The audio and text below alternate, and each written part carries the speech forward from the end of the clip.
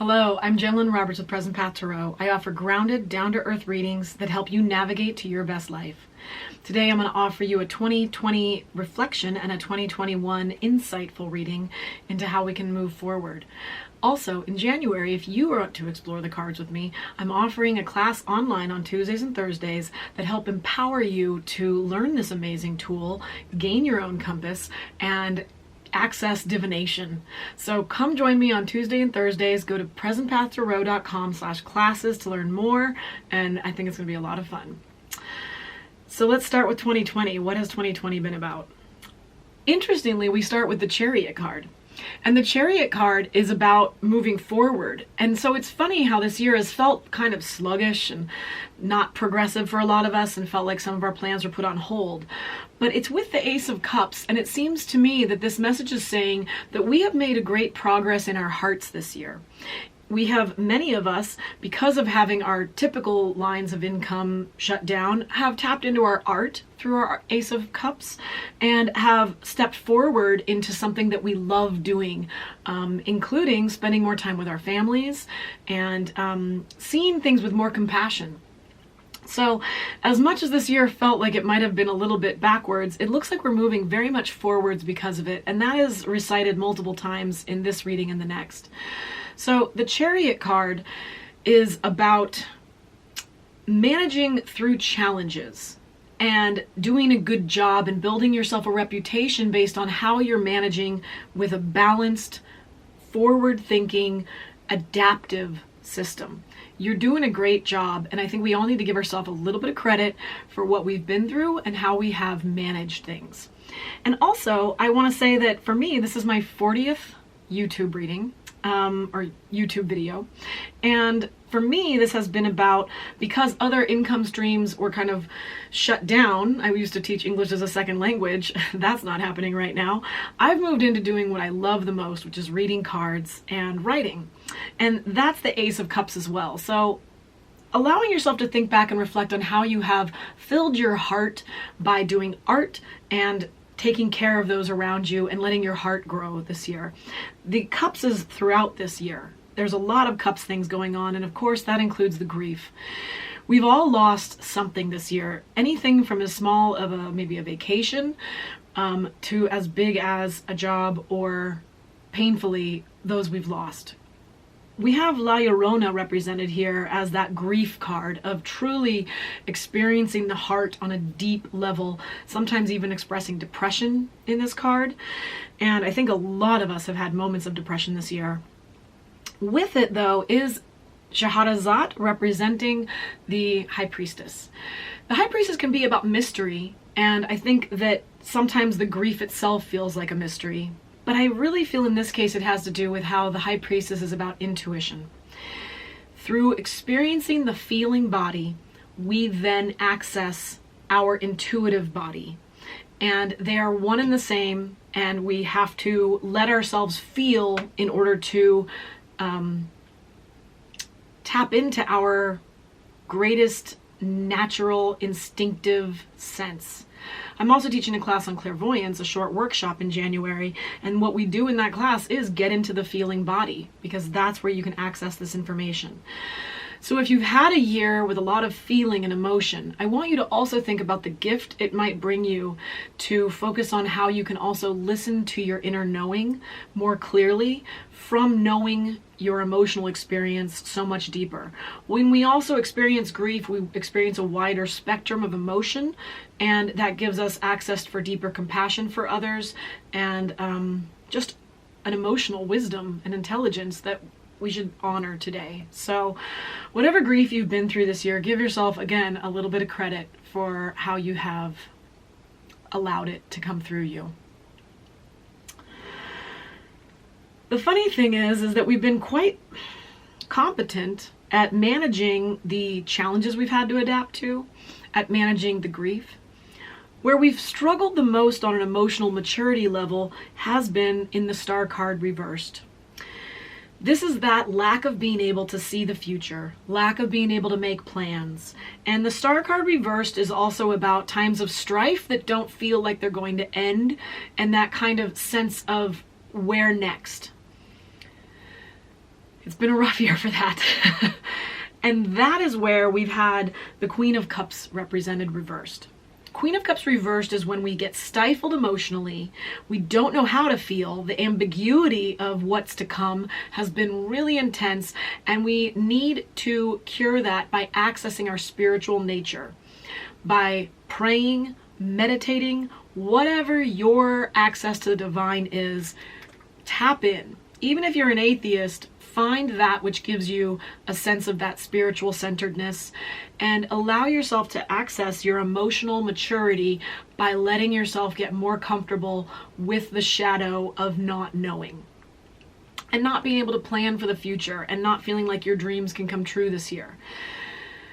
That's been tough, and I'm still accessing this with compassion, because the Queen of Cups reversed is a powerful part of our heart that if we shun is only going to get more fierce in a negative light or a shadow. The shadow will only come out louder.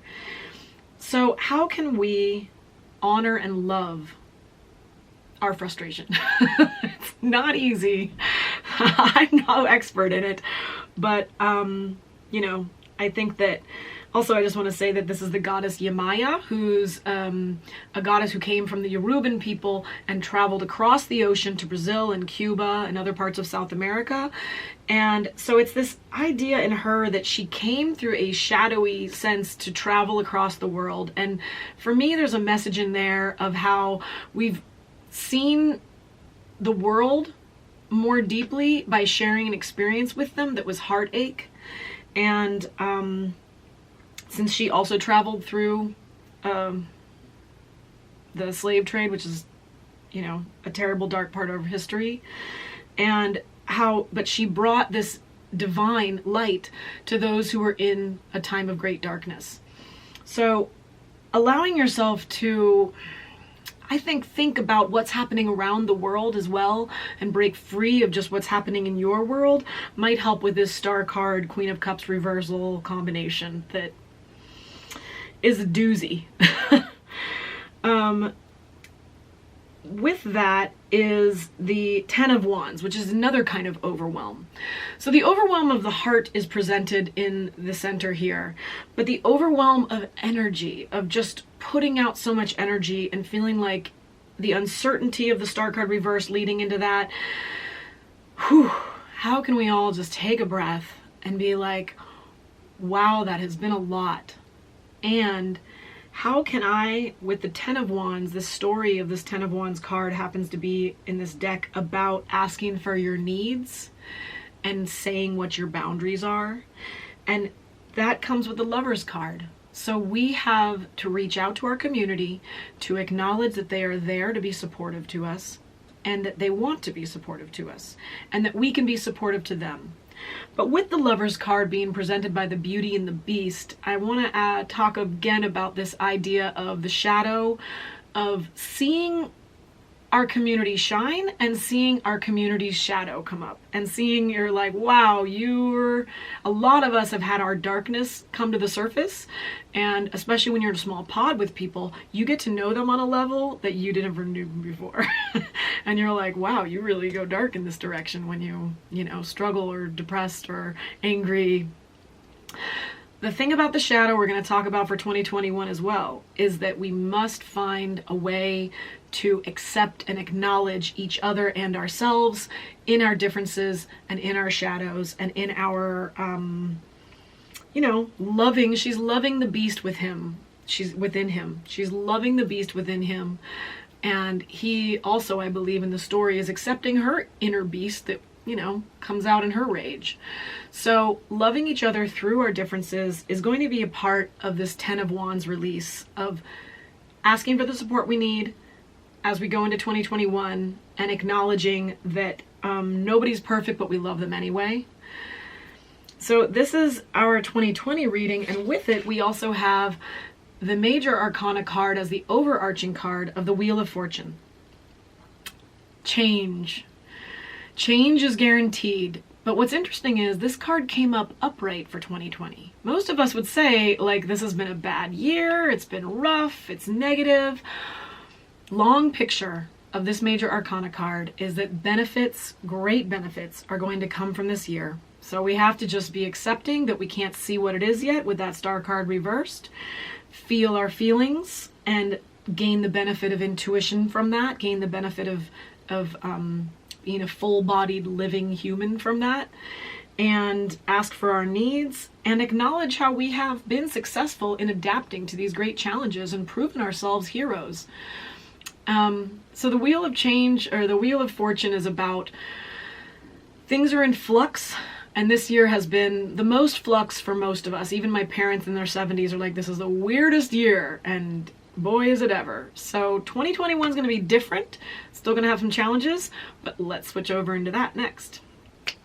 Voila, 2021, here we come. So the Temperance card is our overarching major arcana card for this year ahead.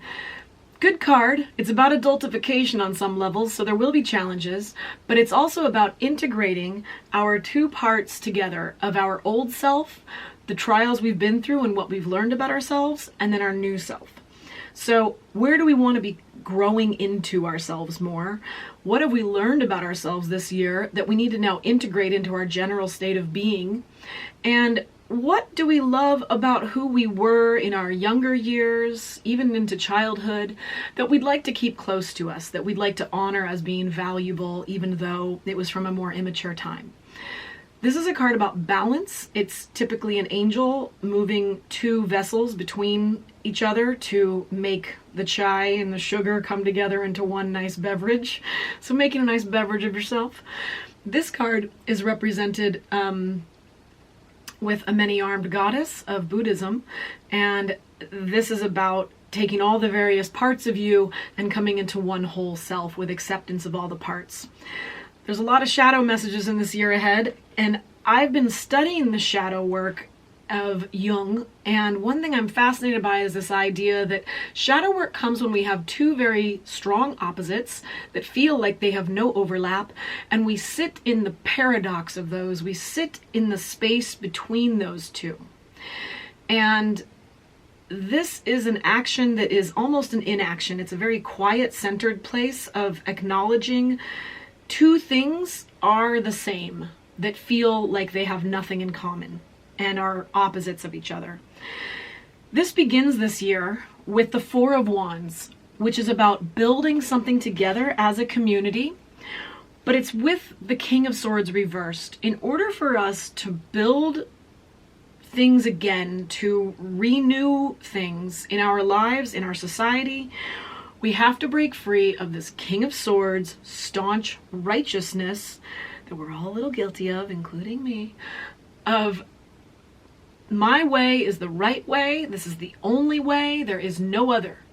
That is not going to get us to a place of creating something beautiful and becoming a union energetically. Four of Wands is a four, which is stability, and a Wands, which is our energy. So a stable energy, bringing together different elements to create something new is where we're at right now.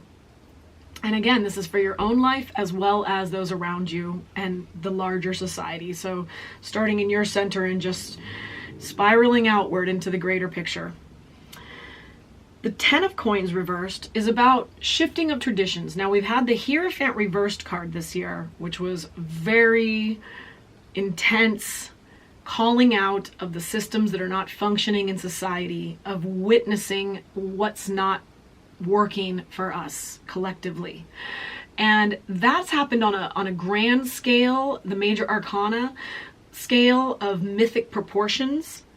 This is a practical minor arcana regrouping of what practically functions and serves us.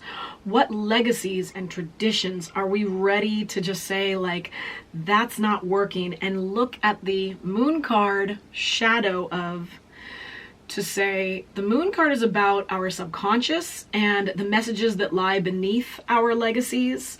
And how can we've brought those to the surface. We're looking at the shadow on the surface, which is the best place to look at the shadow, without shaming. We can't be shaming ourselves for our shadows. That's only going to drive us deeper in.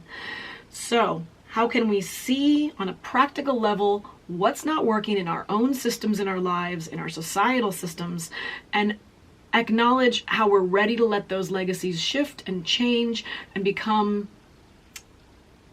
just more practical for everyone. And at the same time, looking at that moon card, knowing our own dark side of the moon and knowing our own subconscious and allowing ourselves to be honest with ourselves collectively as well as individually. So very much we are doing a lot of work this year still, but it feels a little less intense to me because we have minor arcana representing these shifts that major arcana is a lot more intense and usually is the beginning of. Five of Coins reversed, that's a good sign. The Five of Coins has to reverse to free itself. Five of Coins upright is loss of health, loss of income, all those things. Five of Coins reversed is moving us into, thank God, a place where we will be able to access our health again, where we will be able to probably get a little bit more money going on, get our income back. And interestingly, with it is this Page of Cups in the same third position as 2020. We had the Queen of Cups reversed. Now we have the Page of Cups reversed, which is this kind of immaturity again, but this time it's less of an intensity of someone wise dealing with great tumult and more someone young kind of, to me, kicking stones and being like, I don't want to go back to normal. I mean, you do, but you don't. Right? So how can you find time to sit with, we will be going back into some level of normalcy. You will get really busy again. What do you want to do with this round off of this experience that you want to say, I'm glad that during that time I took care of myself emotionally. I overcame some of my shame and guilt and anger. I saw through things a bit more than I have before? Or how did I have a lot of fun? It's okay to do that too. And, you know, get a reprise, a respite from the workload I had before, because that might be coming back. What do you want to do with your time before it does? And try to also let yourself step into that trust that things will return to normal, but how do we want the systems to be a little bit different and care for us more and have more compassion for each other and be less righteous?